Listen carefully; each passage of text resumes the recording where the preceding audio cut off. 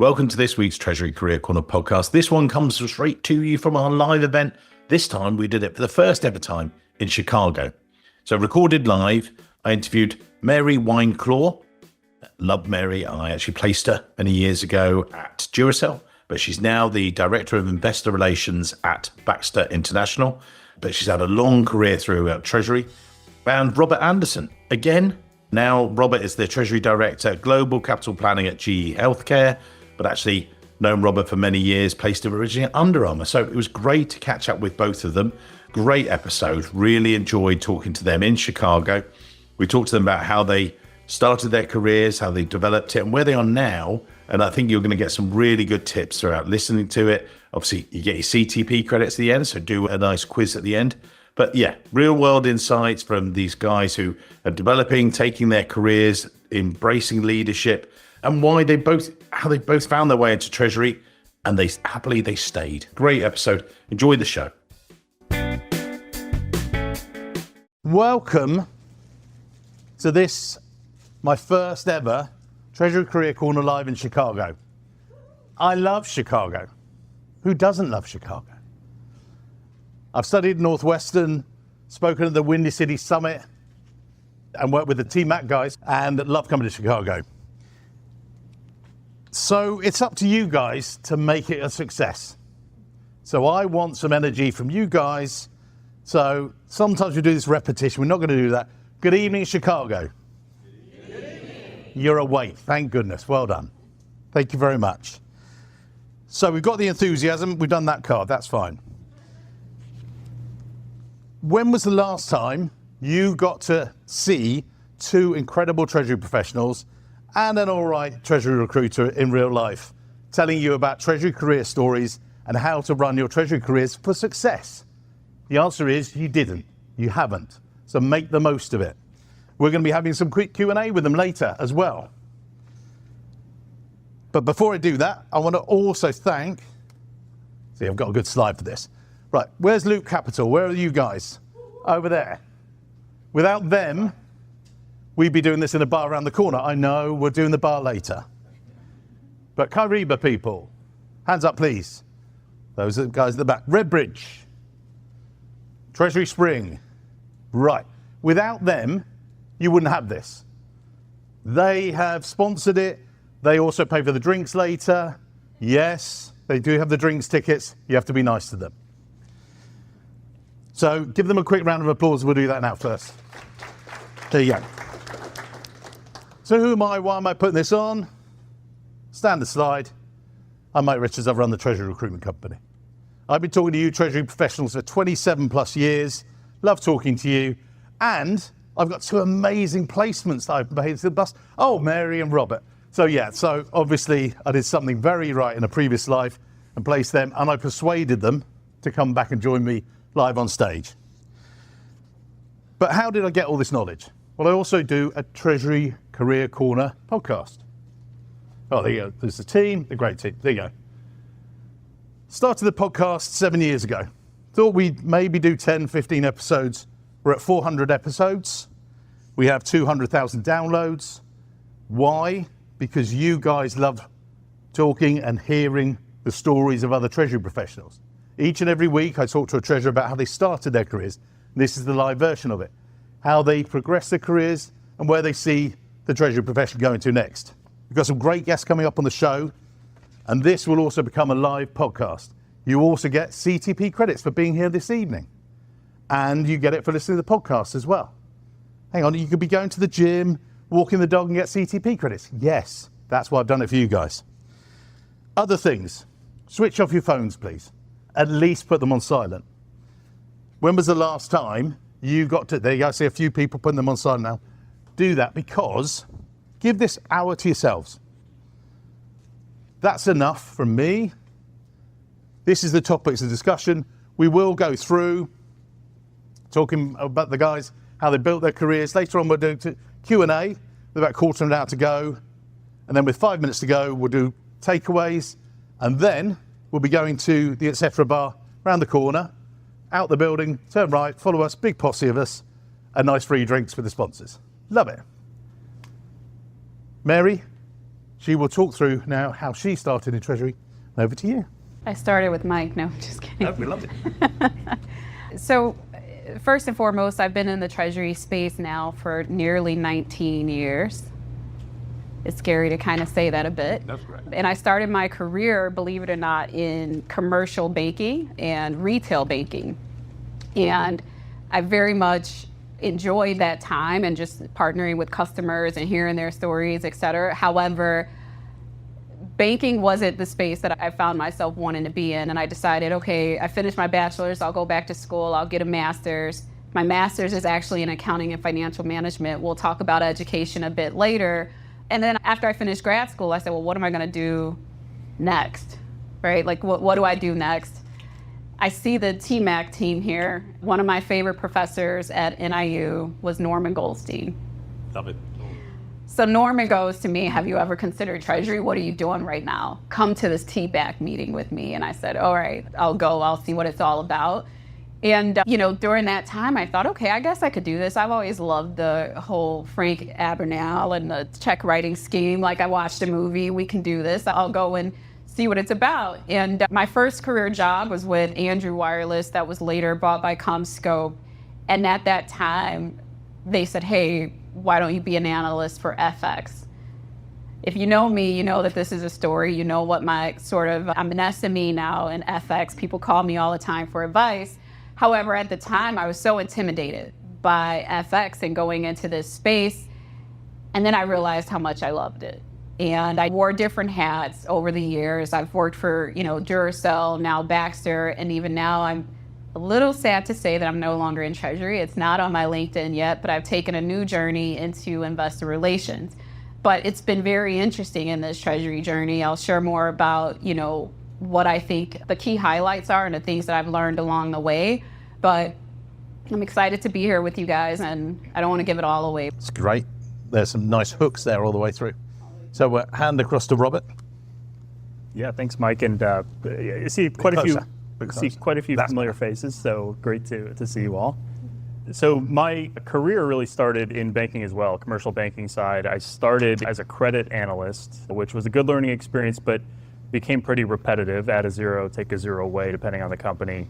I had a colleague at the time leave to go join corporate treasury in the FX space, and he called me about 6 months later and said, this is what you're interested in, this is what you should do.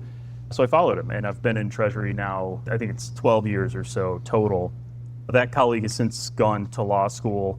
He's out in Silicon Valley as a lawyer. For better or worse, I'm not smart enough, so I've been in Treasury for quite a while, which I'm thankful for. I started in Treasury in more of a middle office function, so I was doing, rather than FX directly, I was doing more of the compliance, more of the settlement confirmation, and ultimately then switched over to the FX front office side. And a theme early in my career was that rather than majoring in accounting, I ran as far away from accounting as I could. I took, I think, one required class in college and then ran the other direction and said, I want to get as far away from this as I can.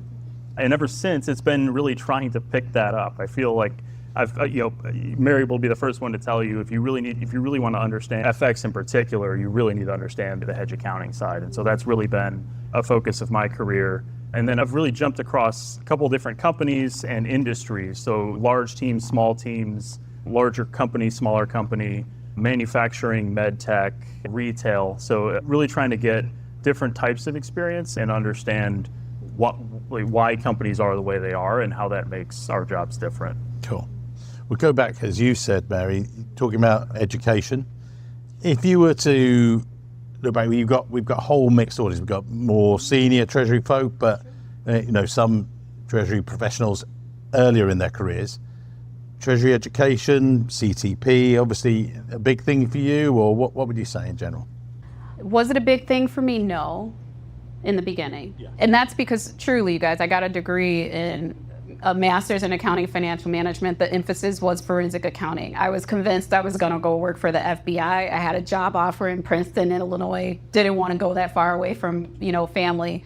So Treasury was not my first pick. So it wasn't a desire for me at that time to get the CTP.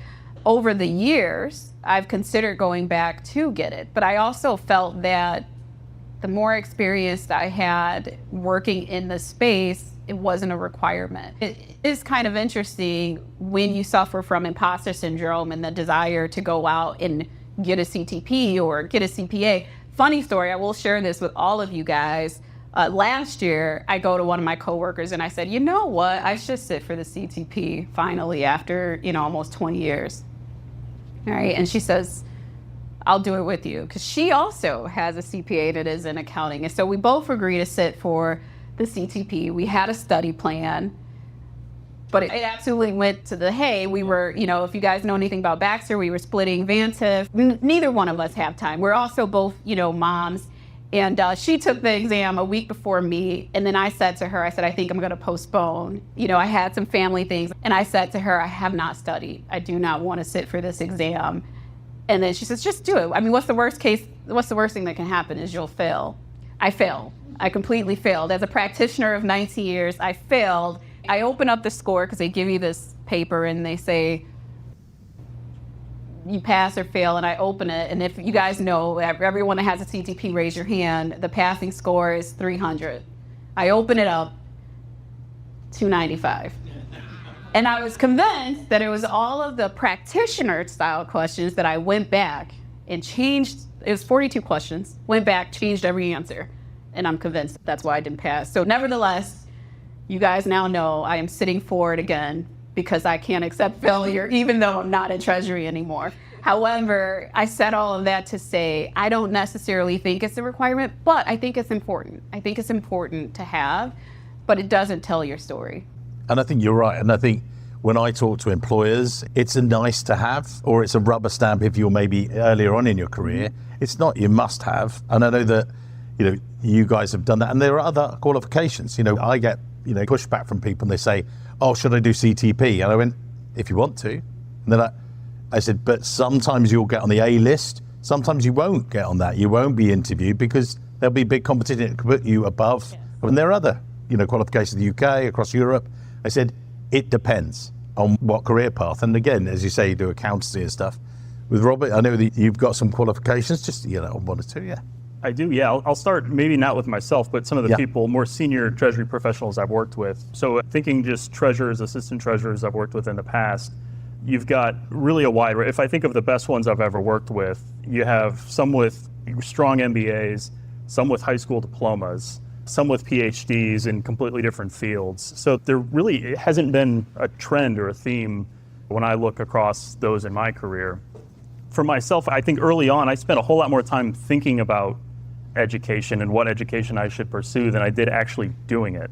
I knew every business school program, I knew every certification, trying to debate one versus the other. And I finally got to the point, probably 6-7 years into my career, where I was just like, all right, quit thinking about it and just go do something. So I went and got my MBA in the evening, and it, like everyone else, I think the soft skills, the courses like negotiation and communication, having a professor sit there and press a button and to beep every time you say has a lot of value to it.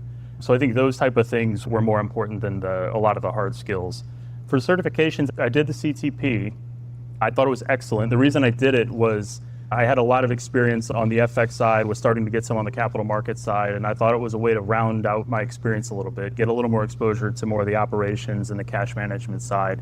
It's still today one of those areas where I just don't have a lot of experience, and so the CTP was just trying to kind of address a weakness head on. I've since also, I mentioned, really trying to get up to speed on accounting, so I'm currently working on CMA, Certified Management Accountant, just as a way to, number one, get some experience. I work for a company that does a lot of manufacturing, so get some experience on management accounting side, cost accounting, things like that. So I would just say overall, I've noticed that, like Mary said, when I didn't have an MBA or didn't have a CTP, I thought the world of it. I thought people that had it were going to have so many more opportunities than I would. And then I went and did them myself, and I was kind of like, yeah, anybody can do that. So if me, the lesson learned was, number one, don't wait, just go do it if you think you need some type of education and will benefit from it. But then also on the back end, don't think just because you have the certification or the education that you're qualified. Obviously, you can not have it and be qualified, or you could have it and not be. Sticking with you for a moment as well, we talked before about mentors and some of the people that you work for, some of the bosses you had. anything that stood out for you about them, and not necessarily about qualification, what makes a good mentor to you, again, for some of the people here as well? Yeah, I've always appreciated the mentors that were brutally honest. They tell you, they help you celebrate your wins, but they tell you exactly what you can work on. I think having somebody that's going to be honest and say, what, you need your PowerPoint presentations and your ability to go into an executive meeting and give the right level of detail is off, and here's where you can work on it. So I think those types of people are the ones that I've really leaned on throughout my career. And they're the people I talk to on a regular basis, call them just to see how they're doing, bounce ideas off them that are work related or not. I think that's probably what I look for most in a mentor. Nice. Mary? So I think it's important to have yourself, or to be, because most of us are senior professionals here, a mentor. I also think it's important to have a sponsor. So we talk a lot about mentors, but I like the idea of a corporate sponsor as well. A mentor could be someone that is just in this industry or space, and to Rob's point, someone that just hones in and kind of tells you and gives you that advice on what you need to improve on. A sponsor, on the other hand, is someone that will still give you that advice, but also advocate for you in the rooms that you can't be present in. And I've found that I've benefited from both of those types of relationships over the years, and it's taught me quite a bit in terms of being a mentor for others. So I've taken on several different mentors. I probably have way too many at this point, or mentees, I should say. And it's something that I'm extremely passionate about. I think it's important for us to give that critical feedback and candid feedback in order for us to develop and for it to develop others. So many folks that I've experienced over my career never got that candid feedback, and you can tell when they haven't. And so it's important for me to give that honest feedback so that they can make the necessary adjustments to be successful in their career and in their path and on their journey. And so those are the things that I find as the key takeaways, is getting that open, honest feedback and individuals that's going to advocate for you when you're in the room and you're not. So, leaders and things like that.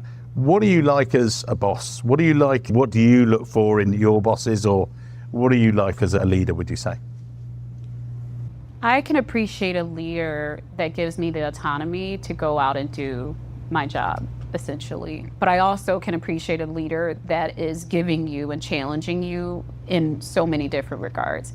It's so easy for us, and I know, most of us here in this Treasury space, it's so easy for us to be an SME and stay in our box. It is so easy to stay in the box and do what you've done for years. What I can appreciate is a leader that's saying, hey, you have this skill set, but what if you tried something different? That sort of unselfish leader where they're saying, I know I need you in this space, but you could actually go over there and do a lot better, or you can grow in this path. So for me, a good leader is someone that's going to advocate for you, develop you, and also that's going to create different opportunities in terms of your career growth. Another thing that I think for me that I appreciate in a leader is transparency, as well as, I always struggle with the right word to say here, but not only just transparency, but honesty. Like, you can be transparent, but that honestly, and I get it, when we're leaders and the more you grow, the higher you get, the ability to be honest is kind of convoluted with HR and the things that you can say. But I think it's super important to have that conversation and be realistic with, the individuals that report into you, because you're setting the tone, and the tone starts at the top, and culture is important to me. So finding a leader that values the same culture that I value is key, right? Are there any mistakes you've made as a leader yourself? Absolutely. In the same token of transparency and honesty, I am a rip the Band-Aid off type leader. I tend to be, one of my direct reports is here, so she can maybe speak to this. She's not a direct reporting work, but she can chime in here freely at the end during Q&A. But I tend to lead with my heart. I tend to lead as being an empath, and I also really is just a rip the Band-Aid off type person. And what I've found is that not everyone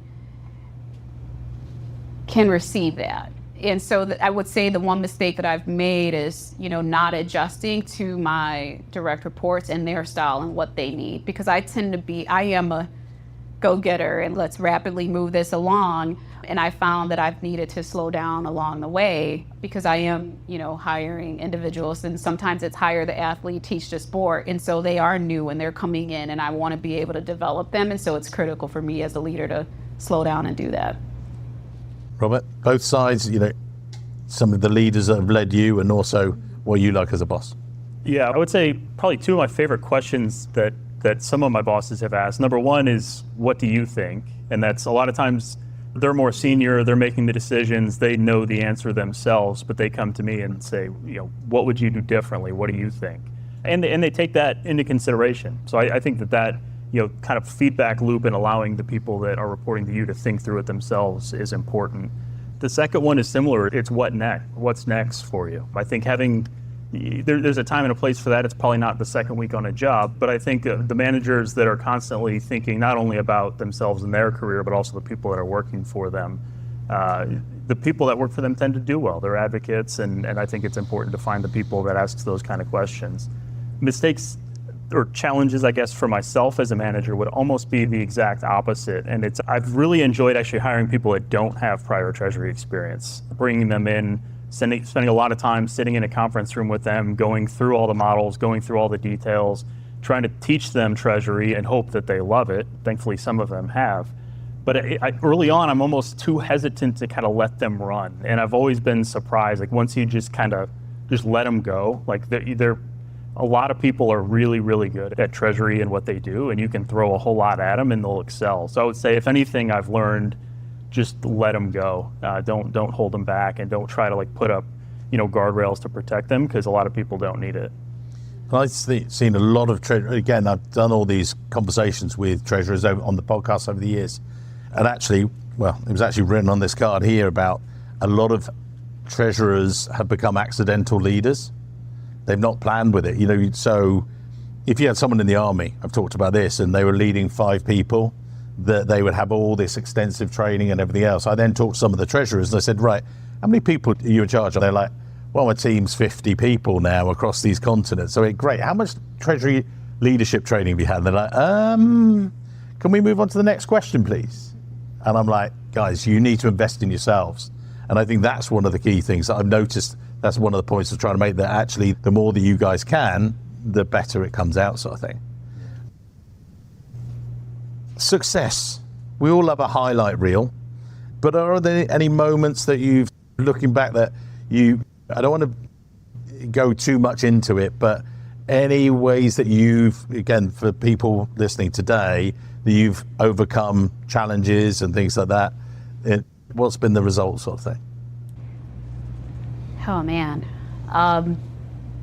Yes, there's been various situations where I've overcome challenges. I would say one of the key things that I've taken on over the years would have been the capital markets FX role at Baxter. I joined Baxter at a very critical time, after our FX investigation. And what I found coming in was that people were afraid. Leadership was afraid. People didn't know, what FX really was and what it meant. And I was shocked a bit, right? In terms of saying, this is a company that's been around for nearly 100 years, and I'm coming in and looking to rock the boat in an area that everyone is incredibly afraid. And so, you wanted me to keep it short, so I'll keep it short. But I think the big success there was being able to go to the board, go to leadership and say, here's my strategy, here's how I think we can change the narrative, but also here's how we can educate the business. Again, it starts at the top and it trickles its way down, and it's really being able to educate folks on FX, risk management, FX 101. That was kind of the course that I gave out to everyone, to just say, let me tell you how this works and how it impacts your job and your job and your job. So that's probably one of the most successful things that I think I've done, is to change the narrative, dispel the fear around FX, but also build that trust and transparency in leadership, so that they now feel better and they're educated to the fact. And so that's been, I think, the biggest highlight that I've had. Yeah, I would say, in Treasury, we kind of have this unique opportunity at times where some of the things we're doing are pretty niche, right? Where there may only be a handful of people. You may have 10,000 or more people at your company, and there's only a handful that really understand a particular topic, not because more people can't understand it, but they've never been asked to, they've never been introduced to it. So sometimes getting buy-in for certain transactions that, in the grand scheme of things, probably aren't too complicated. It takes a lot of time, it takes a lot of education, and I think for me, overcoming a lot of those, my learning has been, don't try to do it alone. We call our banks all the time and say, hey, how would you explain this to somebody who has never heard about it before? Because they can probably do it better than I can. We call our vendors, we'll call advisors. Internally, I'll take a new analyst and say, all right, I'm going to talk to you. You're a board member, or you're someone in controllership, right? You've never heard this before. I'm going to talk you through it. And getting real-time feedback from somebody who says, no, you're making 0 sense is helpful. So for me, it's been taking people from outside of that small group of people that understand it and try to make the argument. And I've had success with that. Our podcast is sponsored by TradeWeb. TradeWeb are an independent platform trusted by thousands of Treasury professionals worldwide to manage their short-term investments. One global treasurer recently told me it was one of the smartest technology decisions they've ever made. No license fees, rapid setup, and tangible returns. If you're looking for a smarter, simpler way to manage your liquidity, then head over to our partners page, treasuryrecruitment.com/partners, find out much, much more. Now let's get back to the episode. So we've got about another 10, 15 minutes before we go to questions and stuff. So get your questions thinking. Treasury teams, by their very nature, are small, and you get these amazing projects done. When I talk to you guys, the stuff you achieve is incredible. But I would say you're your own worst enemy. You guys here, you're not so good at sharing. Now, a couple of tips. One of the ones, actually, Emma Haywood, good friend of mine, she was on the podcast, Dowlace Group. I said, right. And she said, I'm terrible about sharing our wins. So I was like, oh, so she's had to work on it. The way she works on it is every Friday she sends herself an email. I'm like, okay, well, that's all right. But what she does is, so when the CFO swings by her desk and says, oh, how have you got on this week? How have your team, what have you achieved? What have you got through this week? She sends herself an email and goes into a little folder. It's just wins of the week folder. And she has a coffee with herself every Friday, 5 minutes, boom. Coffee. And what have we achieved? How much have we saved the company, or what have we done? And that builds up this record. And what she does then every quarter, she does quick summary. Now she uses ChatGPT, chucks it in there. I said, did it work? And she went, it was amazing. I said, why? She went, CFO swung by the desk and she went, I saved us $250,000 last quarter. She was like, what? How'd you do that? I went, we did this, we did the RCF, we did this, but she actually had the figures to hand. Now, that's how she did it. With yourselves, we'll start with Robert first of all. How do you make sure that people around your organization are great, the Corporate Treasury 101 idea, education, but how do you make sure the CFO notices what you're doing, except for knocking on his door, say, hey, it's my pay rise time, please? Yeah, we try to create forums for that.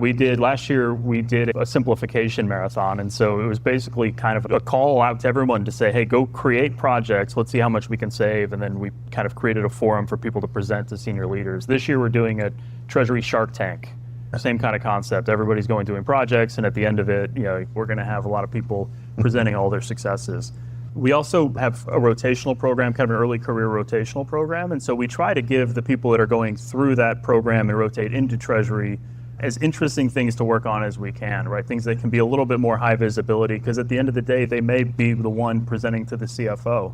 And we had actually this year, we had someone going through a Treasury rotation present to the CFO and won the top prize that year and stayed on full-time in Treasury. So we've tried to make the organization, they don't always like to hear about Treasury, but find opportunities where we can make ourselves just a little more heard. Mary. So my philosophy has always been Treasury deserves a seat at the table. And so in order for us to get that seat at the table, I believe in advocating and sharing every single win. And so, we've created different forums, and I'm speaking in terms of Baxter, but it was the same, in my prior roles, is highlighting where we've been successful and identifying those key projects so that we can partner in. And being collaborative, I think that's one of the things that we always think that Treasury, we just have a Treasury project, but there is a tax project, there is an accounting project, there's all of these projects that we should be able to be a part of and join in on that win and be collaborative So for me, it's always been, I've never been one to not tell that story, Mike. It's always been, I want a seat at the table. Treasury deserves a seat at the table, because we're oftentimes forgot, right? We're the money people. And people come to us when they need cash, and that's it. But now what we're really saying is, look, we need a seat at the table from the beginning, before you need the cash. And so it's really highlighting, the values that we have to offer, the cost savings, and all of those things are key and important. So it's making sure that we do those things. And we also, similar to Rob, have that Treasury rotation program.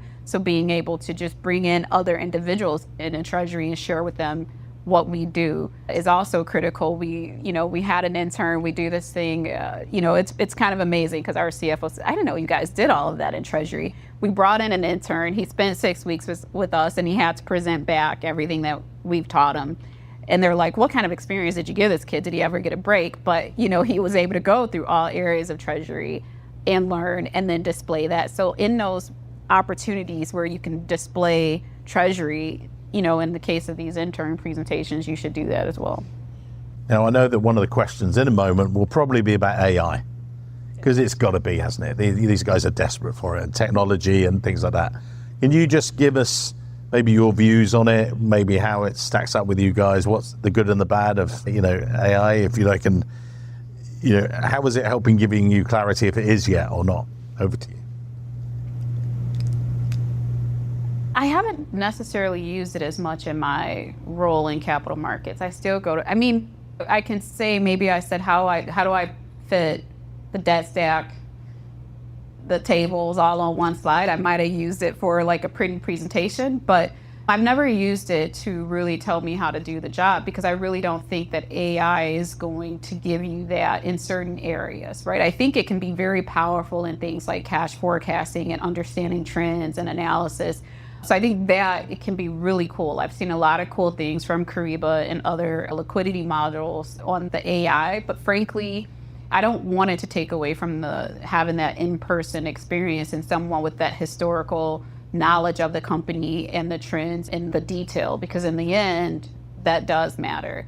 So for me, I'm not a big user of it in my professional life. Now, on a personal perspective, I use it all the time. I just go to ChatGPT and I said, make a menu board for the grand opening on Saturday. It made a beautiful menu board. I sent it to Walgreens and I printed it for $18. So I use it on a personal note, but I'm not a fan in my professional career. I'm similar. I would say I haven't really found a Treasury specific use case quite yet for AI. Daily productivity things, I definitely do use it. Different buzzword, I guess, but on the cash forecasting side, we have a team, not me to be clear, we have a team of subject matter experts, including data scientists, that created a machine learning forecast on the cash flow forecasting side. So that was a big win, and we've seen a lot of improvements on accuracy and efficiency there.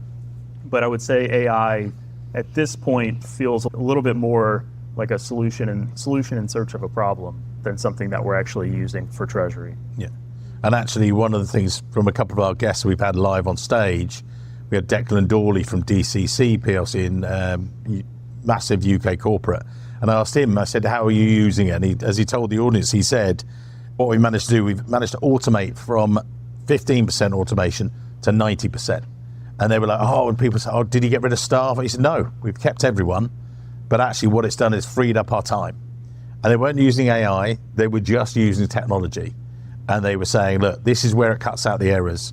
And actually your ex-colleague Mags, she stood in front of a room of people as well, and she talked about how they had 2 systems that were failing. And what they did, they switched them off. And they moved everything back to Excel, and they restarted in Excel. But I won't say the system because people will get annoyed. But the fact was, what they did, they pushed it back into Excel, and then they started to use bots, and then they started to do it, and actually it started to bring up the errors, and and then they were able to fix the errors. And in fact, she was telling me some of the figures there that, as she said, they still had to give paracetamol to the bots all the time. They kept on breaking down, but she said, but actually it saved 80% of their time. So there are different ways and different tech stacks as well to do it, sort of thing. Yeah, I agree with you. And like bots, I'm a fan of. Yeah. I've used bots. We use them to control and manage email boxes, bank statements, etc. Bots, I think, work incredibly well if used efficiently. Data mining works incredibly well if used efficiently. And again, I'm not knocking AI, because I think there's a lot of good in that, but I think from a treasury perspective and risk management perspective, especially payments, there's a lot of bad when it comes to AI and some of the things that are happening, now and taking place. So I think for me, one could argue that I guess I'm a little bit against AI in a lot of regards. I want my staff team to actually know the process of pulling together a document as opposed to going to AI and just telling it to spit it out. So I guess I'm a little old school in that regard. We're going to go to questions, then we're going to do the wrap up with yourselves and takeaways and things. Before we do that, if you look back at earlier in your careers, Robert, if you do, we'll start with yourself. What would you tell your younger self now? I've done this with a couple of clients actually, and they've just, said various things like, don't worry, it's going to be all right. You're going to get there and stuff. Or what are your thoughts?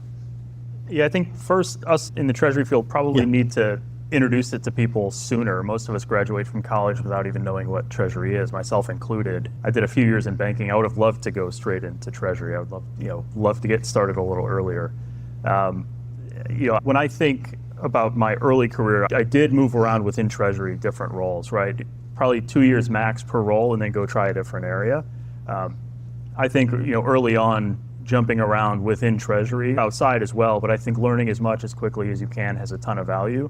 And then on the flip side, when you start managing people, I think it's important to be the advocates, to not hold people back, and to encourage them to move around. And obviously that requires managers to structure their team in a way that people can do that. But I think that's really important. Cool. For me, it's be a sponge.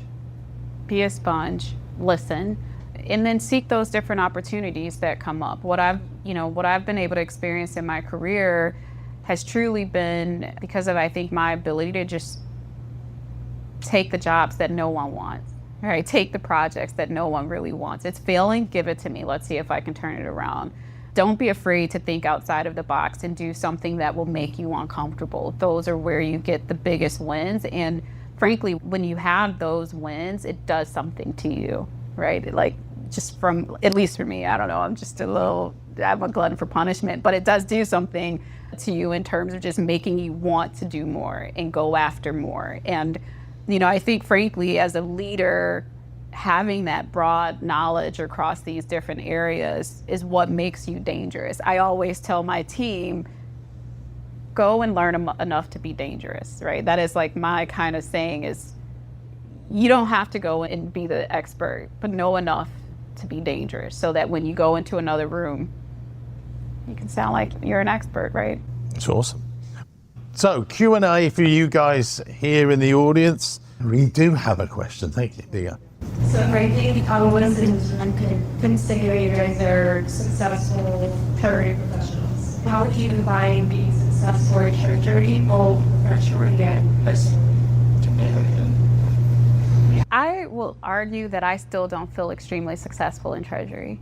I think Liz is laughing because she knows me very, very well. I am my own worst critic. I did a 360, it came back, and literally everyone was like, what is wrong with you? Why do you rank yourself so low? I am my own worst critic. Everyone else scores me extremely higher than I am. But I will tell you that one of the key things that I find that gives me a sense of being successful is having a sense of knowledge of various areas of Treasury. For me, I never wanted to be known as the FX guru. It just happened to happen that way. But I also have the experience in operations, and I have the experience in cash management, a little to be dangerous on the risk management side for insurance, but again, just be dangerous. That's what makes me successful. It's someone that's able to wear various hats. If you can do that, you've reached a different level of what my kid would say, Mom, you're goated. That's like the new saying my kid taught me. It's a basketball term. I've learned this, but that's what makes it successful for me. It's truly just defining and being able to say, hey, I've checked that box, I've checked this box, and I've checked that box. The reason I tell you I don't feel as if I've reached the height of success is I've had to really sit back. So this was one of my key takeaways, so maybe I'll leave it right now really quickly. I had to sit back and identify what I wanted out of my career. Did I want to be a treasurer? Do I want to be a CFO? Do I want to be head of IR? what is it that I want? And once I identified that pillar, so for me, it's be a CFO.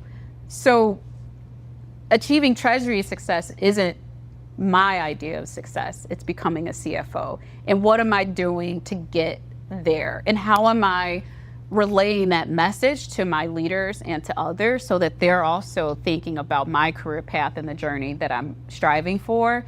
So I don't know if that's the answer you were looking for necessarily, but yeah, I'm successful in some regards. Liz will get me if I don't repeat that. And getting the CTP. I have to say that considering that I hadn't studied leading up to that exam, I just thought to myself, if I fail, I fail, right? I was expecting to fail because I had not studied, and I knew that it was like a practical sort of exam. And I have a few friends out there in very high places, and they said, make sure you study the quizzes, right? So they kind of gave me a heads up.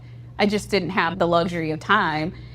And I have to say, opening that paper and seeing that I missed it at 295 out of 300, I was like, are you kidding? I have to do it again. Even if I don't ever come back to Treasury, I have to do it again. Now, I know I'm not a friend in a high place, except for sitting up in this high chair, but I can get you a discount on the exam. So there you go. That's it. And I can get it for you guys as well. Oh, right. I was that anxious. When I opened that paper, That's okay. I covered it again. I scheduled it. Okay, fair enough. That's it. You know, anything to try and pay for the beers. Robert, over to you.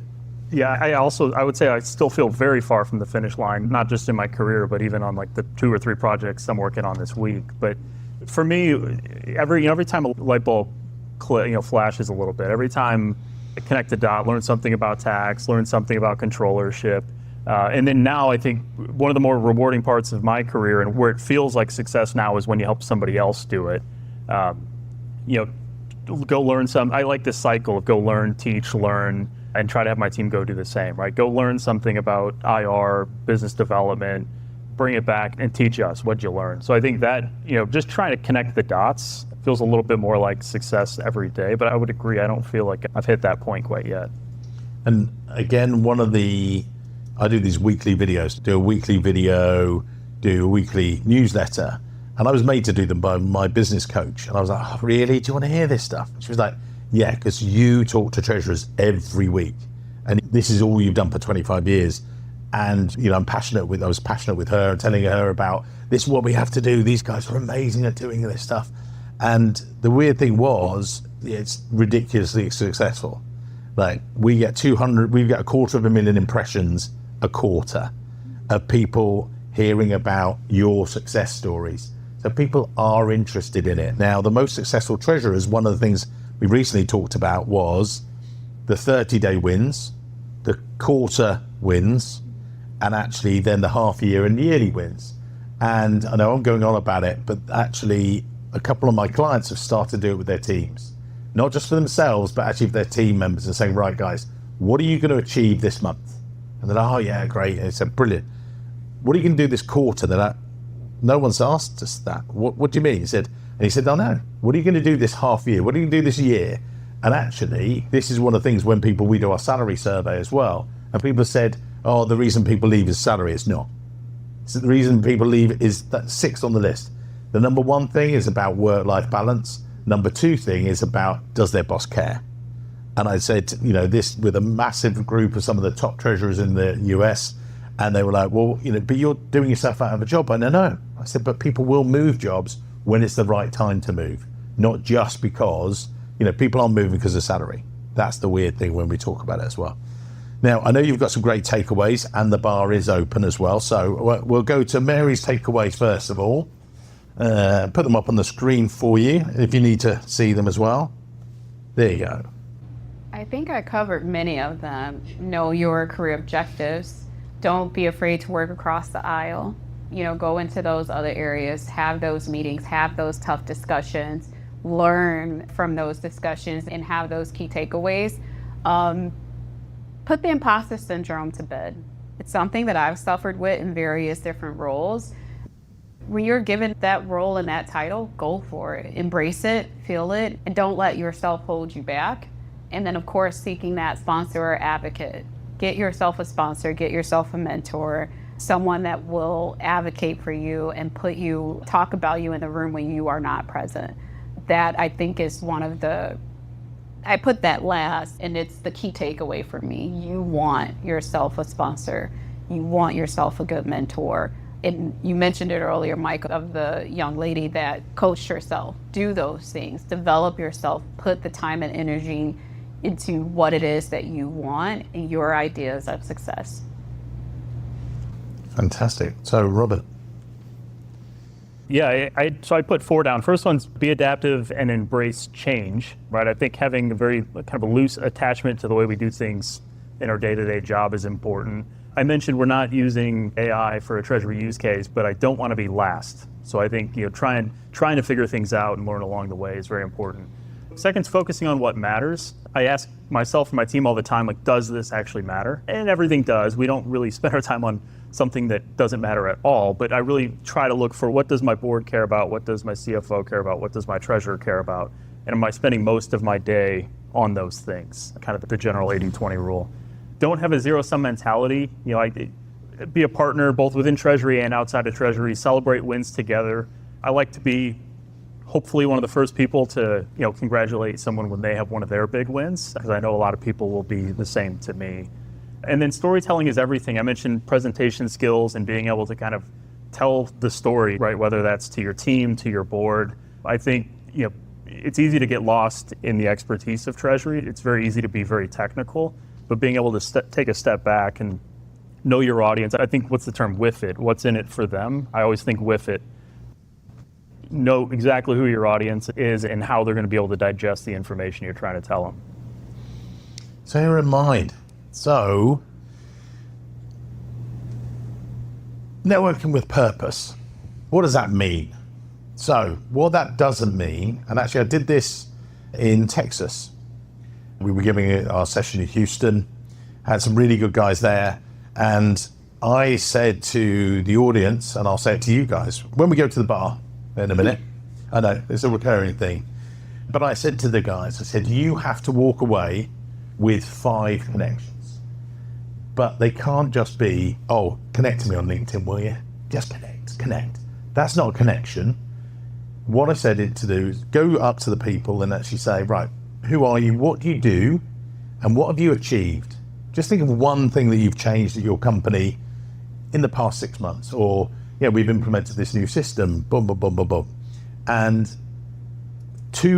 probably 30 seconds after I let everyone go at it, I said, you've got to make at least 5 connections. The room, and it was actually Bridget from Redbridge, she was like, oh my God, you need to say that every time. I said, why? She said, listen to that room, and you literally couldn't hear yourself. So when we get to the bar, make some connections. That's the way you're going to grow your treasury careers. That's how you're going to develop and everything else. Now, the major thing about that was that then one of the guys came up to me, Haroon, afterwards, and went, I've got 7, Mike. I was like, what? And he said, I'm an introvert. I hate this stuff. I said, yeah, but you came here. He went, I know, but I've made 7 connections. To him, that was a win. And actually, we've connected since then as well. And it wasn't just click on LinkedIn and everything else. So that was one of the key things. Visibility, pay it forward, usual stuff. The other thing I would say for you guys, we'll drop down to the bottom, sharing wins. Isn't bragging. When you do your LinkedIn profile, again, one of my recent posts was, I was asked by a lady who actually just said, Mike, when should I look for a job? And I went, first answer, yesterday. The second answer, today. And she said, what do you mean? She said, I'm going to start. I said, look, start investing in yourself. I said, what if on your LinkedIn profile, you were to put some of the achievements? Great treasurer, amazing lady. And I said, look, just update every so often what you've achieved this month. Put it on there, because she's done some amazing stuff. And I said, what if then people came looking for you? They came knocking on your door for the next opportunity. She went, that'd be incredible. Then I don't have to, go out there, get out of my comfort. And already, we're 6 months in, she's already had 2 approaches. And why? Because she's telling people what she achieves as a treasurer, and you guys are great at this stuff, so embrace it. Right, the final bit, obviously, so we're going to etc., or whatever. So follow us. There will be, let's say, probably, there you go, a set around the corner. Follow us all. Do come and join us. The drinks are free. Pay for our hands up sponsors, please. There you go. Go get your drinks tickets from those guys. Thanks very much. And give a big round of applause for these incredible treasurers. Today's episode of the Treasury Career Corner was brought to you with the support of our partners, TradeWeb. If you're looking for a smarter way to manage your short-term investments, then TradeWeb's independent portal gives you access to a full range of investment products, integrated analytics, and a simple, centralized platform built specifically for Treasury professionals just like you. If you head over to treasuryrecruitment.com/partners, you can find out much, much more. And we'll be able to connect you with the right person at TradeWeb for both you and your business needs. Many thanks for supporting the show. And don't forget, if you've listened to today's episode, you've enjoyed it, give us a quick rating on iTunes or Spotify, wherever you listen to your show. And as an additional bonus, if you are CTP qualified, you can actually get CTP credits. Yeah, you just do a short quiz. We'll mark it for you, we'll send it to you, and we'll send the CTP credits as well. Just by listening to a podcast, whether you're walking your dog, at the gym, on your commute. Thanks very much for your support, and we're here to help you. Thanks very much.